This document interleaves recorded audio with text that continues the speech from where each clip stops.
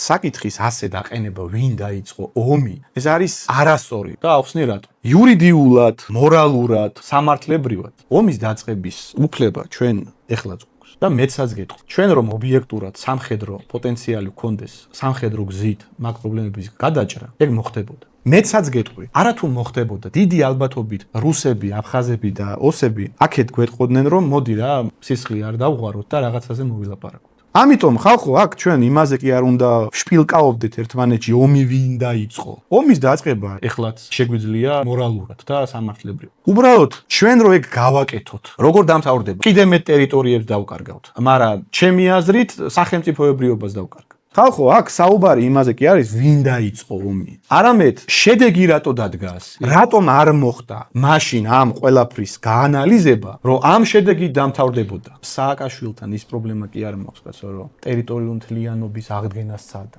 მე ის პრობლემა მაქვს, რომ ეგრე რატო სცადე? სადაც თავიდანვე გასაგები იყო, რომ ვერაფერს ვერ ვიზავდი და ქვეყანა დაიღუპებოდა. მე ეგ პრობლემა მაქვს. მთელი ქვეყანა ტყუის გასროლის გარეშე რატო მიატო? ეგ სირცხვილი რატო გვაჭა? ქართველებს. მე ეგ პრობლემა მაქვს, კაცო, და არა ომი ვინ დაიწყო. მე საერთოდ იმის მომხრე ვარ, რომ საქართველოს თუ გეოპოლიტიკურად შეუძლია იმპერია გახდეს და ნიკოფსიიდან დარუბანდამდე გაიშალოს, მე მაგის მომხრე ვარ. მაგრამ შეგიძლია? თუ არ შეგიძლია, რატომ აკეთებ?